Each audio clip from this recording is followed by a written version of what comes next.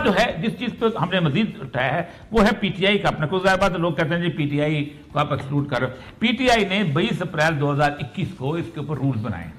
इसमें उन्होंने बाकायदा देखें, उन्होंने ये इस रूल्स के अंदर जेंडर अफर्मिंग सर्विसेज कायम किए हैं, including hormone therapy, surgery, facial hair removal intervention from the modification of speech and communication behavioural adaptation such as genital tucking or packing and chest binding as specified by the World Professional Association for Transgender Health।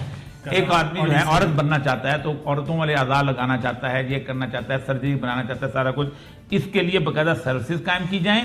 और ये जो है professional health organisation है कि वो जो oestrogen के टीके लगाते हैं और उसके बाद छातियां बड़ी करवाते हैं और सारा कुछ करते हैं, उसकी सर्विसेज कायम ये पाकिस्तान की गवर्नमेंट करेगी।